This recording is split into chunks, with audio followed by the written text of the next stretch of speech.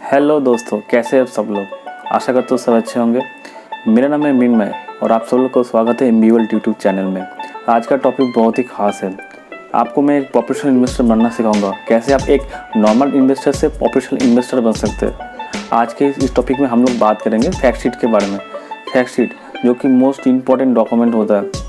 Fact sheet एक ऐसा document है जिसमें आप म्यूचुअल फंड कंपनी का जो फंड में आप इन्वेस्टमेंट कर रहे हैं उसको कैसे आप ट्रैक कर सकते हैं और फंड कैसे मैनेज हो रहा है, उसमें कुछ फंड में कितना आपका पोर्टफोलियो में इन्वेस्टमेंट है, उस फंड में आपका कौन सा कंपनी का स्टेक लिया हुआ है, मतलब कौन सा कंपनी का स्टॉक खरीदा हुआ है, इसका फंड साइज़ कितना है, फंड मैनेजर कौन सा है, और बहुत सारा डेटा है जो आपको हेल्प करेगा इन्वेस्टमेंट टूटे रखने के लिए। फैक्ट शीट एक कंसोलिडेटेड समरी होता है, एक म्यूचुअल फंड कंपनी हर एक मंथ में पब्लिश करती है। तो चलिए देखते हैं फैक्ट शीट कैसे रीड किया जाता है। तो बिना वक्त जाए के आज का एपिसोड शुरू करते हैं।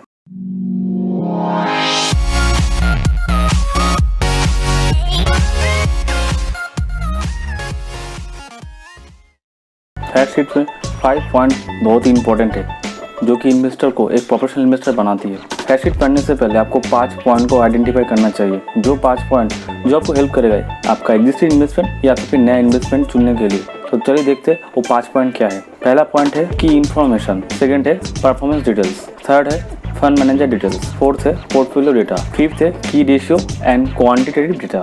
पहले जानते हैं की इन्फॉर्मेशन क्या है। की इन्फॉर्मेशन में कुछ बेसिक डिटेल्स रहती है जो आपको हेल्प करेगा इन्वेस्टमेंट को चुनने के लिए। पहला तो होता है इन्वेस्टमेंट ऑब्जेक्ट, मतलब इस फंड में इन्वेस्टमेंट करने से आपका ऑब्जेक्ट कैसे फुलफिल होगा। नेचर ऑफ स्कीम, मतलब ये जो फंड आप में इन्वेस्ट कर रहे हैं इसका नेचर क्या है, ये ओपन एंडेड स्कीम है क्या क्लोज एंडेड स्कीम है। उसके बाद आपको मिलेगा प्लान एंड ऑप्शन, मतलब ये जो फंड आप इन्वेस्टमेंट कर रहे हैं इसमें क्या क्या प्लान है, डायरेक्ट प्लान, रेगुलर प्लान, और ऑप्शन क्या है, ग्रोथ ऑप्शन, डिविडेंड ऑप्शन, कौन से प्लान में इस फंड में आप इन्वेस्टमेंट कर सकते हैं। उसके बाद आपको पता चलेगा ये स्कीम कितना पुराना है, मतलब कब से स्कीम चालू हुआ है। इसमें और भी आपको इंफॉर्मेशन मिलेगा, इसमें मिनिमम इन्वेस्टमेंट कितना है, मतलब इसमें आप कितना रुपए से इन्वेस्टमेंट चालू कर सकते हैं। और इसमें आपको देखने को मिलेगा ये फंड का AUM कितना है, मतलब एसेट अंडर मैनेजमेंट कितना है, मतलब कितना रुपए इसमें मैनेज हो रहा है। और आपको ये भी पता चलेगा इसमें एग्जिट लोड क्या है, मतलब 1 साल के भीतर कितना आपका लोड लगेगा रिडेम्पशन करने से, और 1 साल के बाद क्या लगेगा। उसके बाद आता है प्रोडक्ट लेवल। प्रोडक्ट लेवल आपको फंड चुनने के लिए आपको बहुत हेल्प करता है। आपका सूटेबिलिटी पता करने के लिए प्रोडक्ट लेवल आपको देखना बहुत ज़रूरी है। इसमें आपको पता चलता है इस फंड में इन्वेस्टमेंट करने से आपका कैपिटल कितना रिस्क में रहेगा। रिस्क मीटर बाई तरफ रहने से आपका फंड में रिस्क कम होता है, मतलब कैपिटल रिस्क कम होता है। रिस्क मीटर दाईं ओर होने से आपका रिस्क ज़्यादा होता है। प्रोडक्ट लेवल से इन्वेस्टर को पता चलता है इसका रिस्क प्रोफाइल क्या है, इसका टाइम हॉरिजन क्या है, और इस फंड का इन्वेस्टमेंट गोल क्या है। उसके बाद आता है परफॉर्मेंस डिटेल्स, जो कि बहुत ही इंपॉर्टेंट है इन्वेस्टमेंट को ट्रेस करने के लिए। परफॉर्मेंस डिटेल्स में हिस्टोरिकल डेटा सब रहती है, मतलब पास्ट ईयर में या उसके पहले कुछ ईयर में कितना रिटर्न आया इस फंड में। इस फंड में लंप सम इन्वेस्टमेंट करने से कितना रिटर्न आया वो भी लिखा रहता है। इसमें ये भी लिखा रहता है SIP इन्वेस्टमेंट करने से कितना रिटर्न आ चुका है ऑलरेडी। और इसमें कंपैरिजन दिया रहता है जो इसका बेंचमार्क है उसमें उससे ऊपर कितना एक फंड बीट कर रहा है, मतलब कितना ज़्यादा रिटर्न दे रहा है। और इसमें ये भी लिखा रहता है जो एडिशनल बेंचमार्क है उससे भी कितना ज़्यादा रिटर्न दे रहा है। उसके बाद देखते हैं fund manager details. Fund manager जो कि एक बहुत ही खास रोल प्ले करती है इन्वेस्टमेंट को ग्रो करने के लिए। तो इसमें पहला पॉइंट जो है आपको देखना पड़ेगा फंड मैनेजर का एक्सपीरियंस। दूसरा है ये कितना दिन से एक फंड मैनेजर फंड को मैनेज कर रहे हैं। और उसके बाद देखना पड़ेगा जो एक फंड मैनेजर फंड को मैनेज कर रहे हैं उसका ट्रैक रिकॉर्ड क्या है, मतलब दूसरा जो फंड मैनेजर मैनेज कर रहे हैं उसका परफॉर्मेंस कैसे दे रहा है। ये बेसिकली फैक्ट शीट के लास्ट पेज में दिया रहता है, तो इसको आप ध्यान से देख लीजिएगा। अब देखते हैं इक्विटी फंड का पोर्टफोलियो डेटा क्या क्या है। पोर्टफोलियो डेटा आपको हेल्प करता है पैसा कहाँ पे इन्वेस्टमेंट हुआ है, तो इसमें सब लिखा रहता है इस फंड में कहाँ इन्वेस्टमेंट हुआ है, मतलब कौन सा स्टॉक कौन सा बॉन्ड में आपका पैसा इन्वेस्टमेंट हो रहा है। आपको देखना चाहिए जो टॉप 10 कंपनी इसमें ये फंड इन्वेस्टमेंट करती है उसका परसेंटेज क्या है, उसका कितना AUM है, ये सब आपको देखना चाहिए। उसके बाद आपको देखना चाहिए सेक्टर एलोकेशन, मतलब कौन से सेक्टर में कितना परसेंटेज ये पोर्टफोलियो में इन्वेस्टमेंट है, और आपको देखना पड़ेगा पोर्टफोलियो डाइवर्सिफिकेशन कितना है। अब देखते हैं डेट फंड का पोर्टफोलियो डेटा क्या क्या है। डेट फंड का पोर्टफोलियो डेटा में 2 पार्ट होता है, एक होता है एसेट एलोकेशन, एक होता है रिस्क प्रोफाइलिंग। तो पहले देखते हैं एसेट एलोकेशन क्या होता है।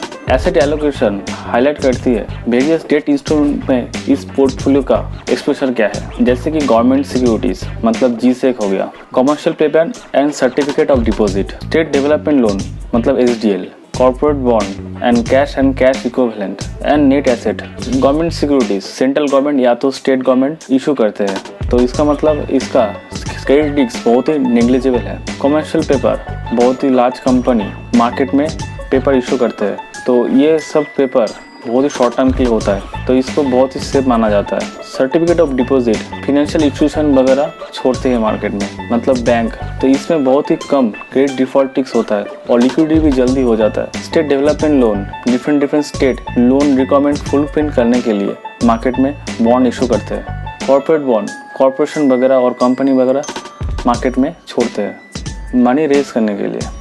रेटिंग प्रोफाइल शो करता है जो पोर्टफोलियो में डेट इंस्ट्रूमेंट है उसका क्रेडिट रेटिंग क्या है।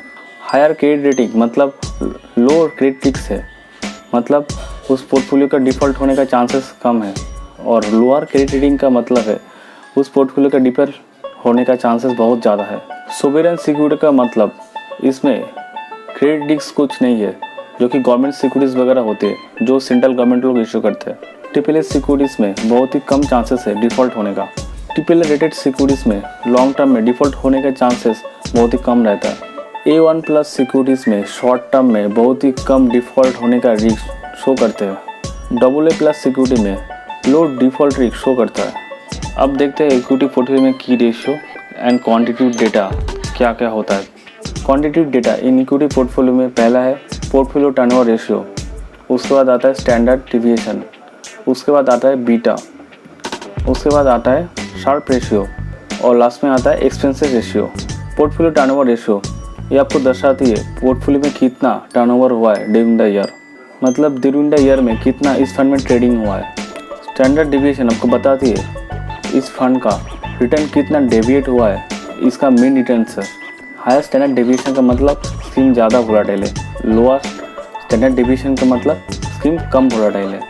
उसके बाद देखेंगे बीटा को। बीटा बताता है ये फंड कितना फ्लैक्चुएट कर रहा है इसका बेंचमार्क से। बीटा मोर देन 1 ये आपको बताती है स्कीम मोर वोलेटाइल है इसका बेंचमार्क से। लेस देन 1 ये बताती है आपको स्कीम कम वोलेटाइल है इसका बेंचमार्क से। Sharpe ratio risk adjust return को बोलती है। हायर शार्प रेशियो मतलब better risk adjust return, lower Sharpe ratio means lower risk adjusted return. Expense ratio इससे आपको पता चलता है स्कीम में टोटल ऑपरेटिंग एक्सपेंसेस कितना है, इसका नेट एसेट्स है, कितना परसेंटेज इसका खर्चा है। फैक्ट शीट में जो एक्सपेंस रेशियो है वो 2 दिया रहता है, एक है डायरेक्ट प्लान के लिए, एक है रेगुलर प्लान के लिए। अब देखते हैं डेट पोर्टफोलियो में क्या क्या की रेशियो एंड क्वांटिटेटिव डेटा होता है। डेट पोर्टफोलियो में 4 क्वांटिटेटिव डेटा होता है। पहला होता है एवरेज मैच्योरिटी, सेकंड होता है मैक्रोले ड्यूरेशन, थर्ड होता है एक्सपेंस रेशियो और फोर्थ होता है यील्ड टू मैच्योरिटी। चलिए देखते हैं ये सब डेटा कैसे आप लोग रीड कर सकते हैं। एवरेज मैच्योरिटी आपको हेल्प करता है डेट इंस्ट्रूमेंट जितना इस पोर्टफोलियो में इन्वेस्टमेंट हुआ है उसका एवरेज मैच्योरिटी पीरियड कितना है। जो स्कीम में ज़्यादा एवरेज मैच्योरिटी पीरियड है वो स्कीम ज़्यादा वोलेटाइल है और जिसमें कम है वो स्कीम कम वोलेटाइल है। मैक्रोले ड्यूरेशन से हमको पता चलता है इसका प्राइस वोलेटिलिटी कितना है। इंटरेस्ट रेट रिस्क से इसको कंपेयर करने में काम आता है। ये आपको बोलता है वेटेड एवरेज टाइम कितना है बॉन्ड में पैसा आने के लिए, मतलब कितना एवरेज टाइम में इस बॉन्ड में पैसा आएगा। और एक चीज़ है जिसका नाम है मॉडिफाइड ड्यूरेशन। मॉडिफाइड ड्यूरेशन से पता चलता है मार्केट में इंटरेस्ट रेट कितना चेंज होने से आपका बॉन्ड का रिटर्न कितना आएगा। ज़्यादा मॉडिफाइड ड्यूरेशन मतलब ज़्यादा वोलेटाइल, कम मॉडिफाइड ड्यूरेशन का मतलब कम वोलेटाइल। यील्ड टू मैच्योरिटी ये आपको बताता है आपका अगर इन्वेस्टमेंट मैच्योरिटी तक होल्ड होता है तब तक कितना आपका रिटर्न आएगा। एक्सपेंस रेशियो आपको बताता है इसका एनुअल एक्सपेंसेस कितना आएगा। ये 2 होता है, एक गार्डिक इन्वेस्टर के लिए, एक रेगुलर इन्वेस्टर के लिए। ये 5 पॉइंट आपको पोर्टफोलियो में इन्वेस्ट करने के लिए आपको हेल्प करेगा। तो कभी भी इन्वेस्टमेंट करने से पहले ये 5 पॉइंट आपको जरूर दिखना चाहिए। अगर आप इन्फॉर्म इन्वेस्टर बनना चाह रहे हैं इस 5 पॉइंट को जरूर फॉलो कीजिए। चलिए आज का एपिसोड यहाँ पे ख़त्म करते हैं। तो कैसा लगा आपका एपिसोड तो ज़रूर कमेंट्स कीजिएगा आपको एपिसोड कैसा लगा। और किसी टॉपिक में आपको वीडियो चाहिए तो मुझे प्लीज़ कमेंट में बताइएगा। प्लीज़ वीडियो को लाइक कीजिए, इसमें मेरा मोटिवेशन बना रहेगा। और प्लीज़ चैनल को सब्सक्राइब कर लीजिए और प्लीज़ घंटी बटन को प्रेस कर दीजिएगा।